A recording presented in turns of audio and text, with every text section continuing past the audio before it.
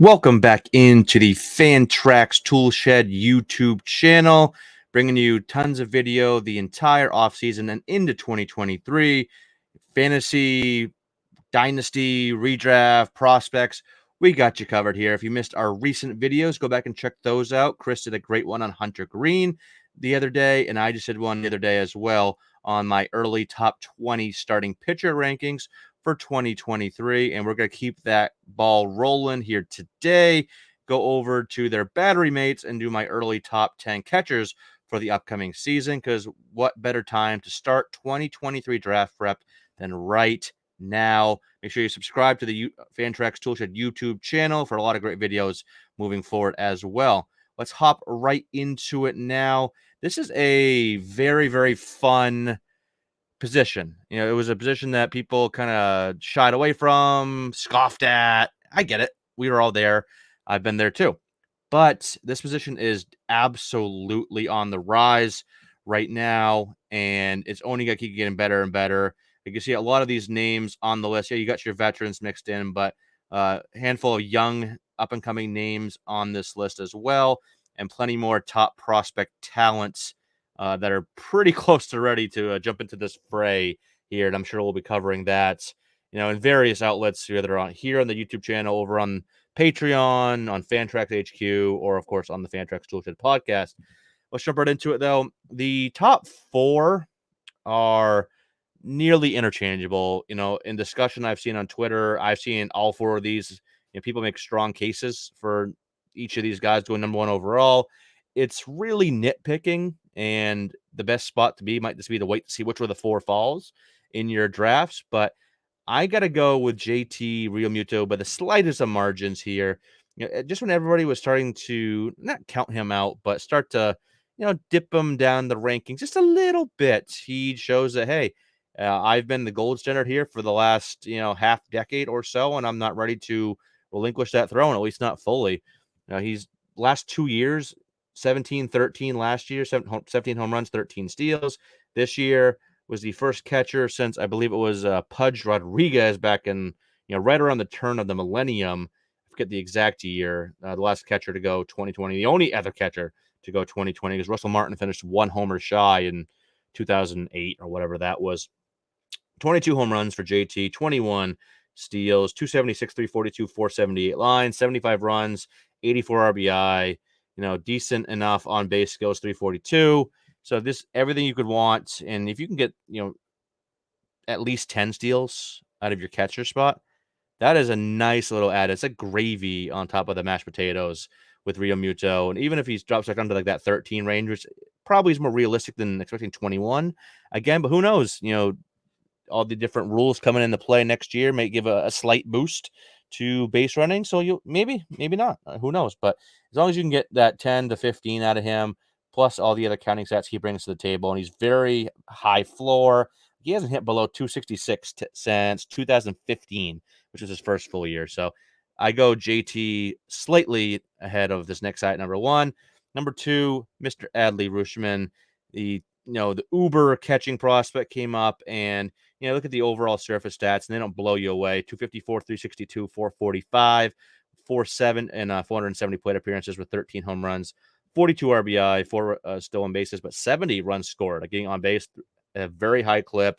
And the stats just got better and better as the season went on. Great walk rate, 13.8%, only an 18.3% K rate. And he's shown the potential to be plus hitter with plus power. You're 280 plus average type of guy. He could put that OBP up damn near 400. That would not surprise me either. And 25, 30 home runs with plenty of counting sets. That Baltimore lineup is on the rise. It's getting better. More talent on the way. You'll probably add in Colton Cowser and Connor Norby to that fray as well in 2023 at some point.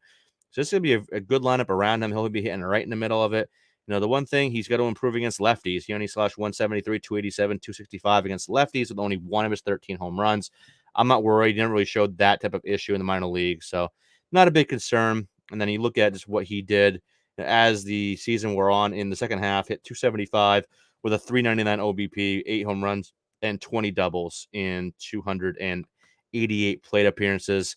just to get the ball in the air a bit more. He had a well, actually, he's been a lot of line drives. 25% line drive rate is very good. And a lot of these doublers are starting to start clearing the wall. He's got the power, he's got the contact skills, he's got the approach. He's going to be a very good one for a long time. So wouldn't surprise me if he started that 280, 30 type of ascent in 2023. Right behind him, Mr. Will Smith, who might be one, the safest one on this entire list, or outside of JT Realmuto, I should say. Smith has just settled into being as a very good catcher that you can rely on. Like, last 2 years have been very similar in terms of the overall line. He hit 260 this year, 258 last year, 24 home runs and 25 last year. RBIs, right around 80, give or take. Runs right around 70, give or take. Won't provide you any speed, but who cares? He's a very, very good 4-category guy. OBP will be right around 350, so solid there as well. Looking at good quality of contact metrics, he's got barrel rate above 10% each of his first 4 major league seasons, and a hard hit rate above 43% each of the last 3. Cut the K rate down to 16.6%. Walk rate kind of hovers around 10%. Just very good all-around production in arguably the best lineup in baseball. You got guys like Mookie and Freddie and everyone else in that lineup around you. That is a fun spot to be in for Mr. Will Smith. So he's my number 3, and again, you could put him at number 1 too. Would not scoff at it whatsoever. Next one's probably the funnest guy on this list, or at least in terms of this top tier.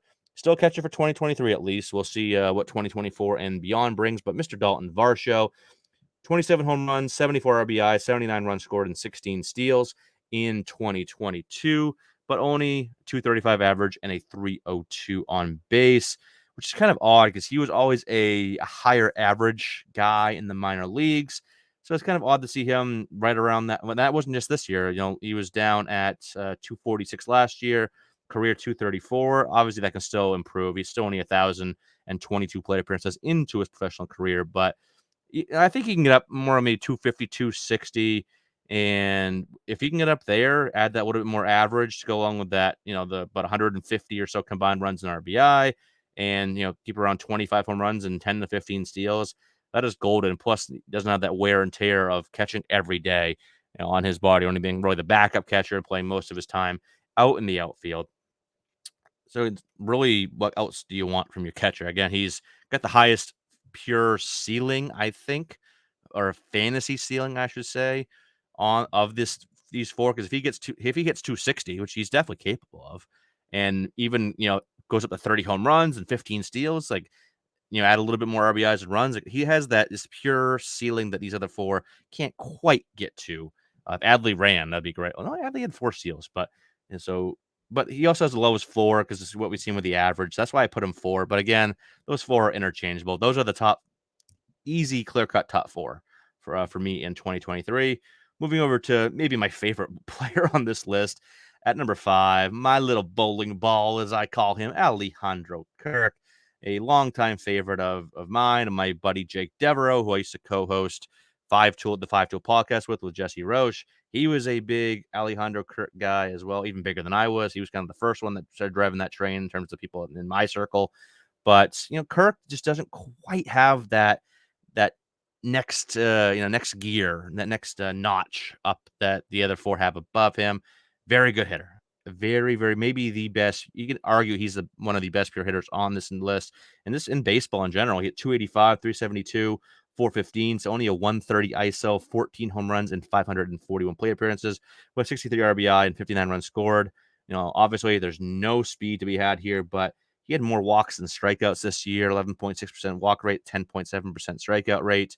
I could see him getting up closer to 20 home runs, like 18 to 20. Don't really see 25 in the profile. You can add a little bit more runs in RBI, maybe up near 70, 75 each. So very good 4-category guy, but just doesn't quite have that next notch. So number 5 for Alejandro Kirk. Number 6, Salvador Perez, who is, I think the number 1 catcher in ADP. I'm pretty sure, actually, in ADP for catchers entering 2022 after he came on off of an absurd season last year. 273, 316, 544, 48 bombs, 121 RBI. But that dropped down to 254, 292, 465, 23 home runs and 76 RBI in 473 plate appearances. Again, still good. And a little bit of an injury earlier in the year. The approach is very aggressive, so that can cause a lot of ebbs and flows with him. The walk rate has never been above, what's the highest there? 4.2%. That's his best mark. Last year was 3.8. It was 1.9 before that. So doesn't walk. So OBP is never going to be good, even if he hits for a high average. But the power's there. In each of the last 4 years, he's had a hard hit rate of 47% and a barrel rate above 10%. The X slugs are always very good. So if you just want like a 25 homer bat with an average that won't kill you, 250 ish, 260, he's a career 268 guy. So in that range, he's a little bit older, 32. He's had major knee injuries. You got to wonder how that plays out. But you can get him some more time at DH. I think he'll be fine. Good second tier catcher in 2023. That leaves us at number 7 here with Willson Contreras. Spoiler, he might be only the first Contreras on this list. We'll see. A little spoiler there, but now Contreras again, people seem to value him a bit higher than maybe they should. He's a good catcher, real life catcher, one of the best in baseball, and he's still top 10 for fantasy as well. But he just doesn't have, again, like Kirk, and he's like a poor man's Will Smith. He's kind of settled in as a consistent bat, low 20s home runs, about 60-ish RBI, 65 runs scored. But the average is kind of down at the 240 range. Better OBP asset. He's been around 340 to 350. OBP 349 for his career. So that's what you want in your OBP leagues. And you give him a bump up a spot or two, probably put him ahead of Salvi. Maybe not ahead of Kirk, but he's still in that 5-6 range at OBP formats. But yeah, we'll see where he ends up. I believe he's a free agent, so we'll see where he ends up in 2023. Maybe that'll influence the value a little bit, but just a solid all-around catcher. So if you want 240 with 22, 23 bombs and about 120, 130 combined runs and RBI, you can almost pencil that in as long as Contreras stay healthy. Number 8, Tyler Stevenson, who is going to be, I think, a very good value in drafts because he missed 3/4 of the year with an injury. Only had 183 plate appearances, and when was the last time he even played? Sometime it was end of July he went out. So he missed all of August and September. And I think people kind of forget how good. Oh no, he only had a little bit of time in each June and July. Only 28 plate appearances in both months. So really, the only full month he had was May. That was the only month with a plate appearance total above 40.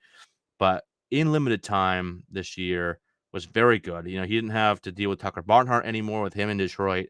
He slashed 319, 372, 482 with 6 home runs, 35 RBI, and 24 runs in those 183 plate appearances. Finally getting the full-time gig here. And, not a lot with the metrics changed. It's just the chance for a regular starting role and not have to deal with, splitting time with Tucker Barnhart in a good ballpark. Is he going to hit 317 again? Maybe not. I don't know, or 319, excuse me. But he's a 296 career hitter and only 605 plate appearances. Started showing a little bit more power gains, but the approach at the same time kind of went the other way last year. So maybe the average drops down, but still, he's going to be a good source of average.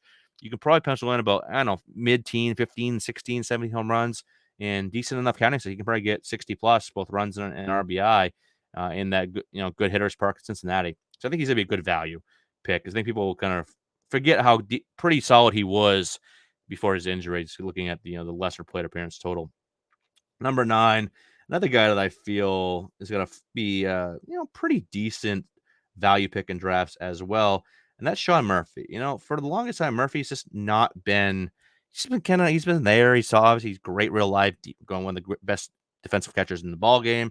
But that brings so much value. But offensively, it's just kind of been, he'd have his little hot streaks, but overall the lines wouldn't look great. And that's kind of where he was first half of the season. Pre-All-Star break, 241, 308, 449. But second half, 261, 363, 449. And especially and that was with a slowdown in September and in October as well. But look at what he did in July and August, 299 in July, 330 in August with 9 combined home runs. You can go 100 different ways here with this back into the top 10. But you look at the overall line, 250, 18 home runs, 66 RBI, and 67 runs scored. For a catcher, Any other position, you're kind of laughing at that, or at least unless you're in a deeper league. But for a catcher, that's back end top 10 worthy, and he's got the playing time. He's got the longest. He'll probably the longest leash of anybody on this list is given his defensive skills, and he's going to play. Oakland's lineup is going to probably suck again next year, but with some of the gains he's made that this year, I think I think you could see him replicate that performance in 2023. So I'll give him. I'll keep it at 9 now. Maybe I change that, but he'll drop no lower than 12 by the time my ranking kind of finalize getting into the springtime. Number 10, again, you can go many different ways with this, but I am going to go with the other Contreras, William Contreras, who, in case you missed it, he led all catchers this year. I forget what the minimum PA threshold was, probably like 300 or 350, because he had 376. So I probably used one of those two. But for catchers with that many plate appearances, let's say 300 plus for this, he led all catchers in WRC plus and WOBA. Led them all. He was ahead of JT. He was ahead of Adley, Will Smith, his brother, everybody. And that's pretty impressive because you look at what he did in those 376 plate appearances: 278, 354, 506, 20 home runs, 45 RBI, and 51 runs scored. The one issue is here, he has to split time with Travis d'Arnaud, who is still a pretty good catcher in his own right. Like, there's no I can see why Atlanta, and he's obviously the veteran. Contreras is the youngster, so I can see why. And d'Arnaud is still signed with Atlanta through next season, and maybe even the 2024 team option. But at least he's there for 2023.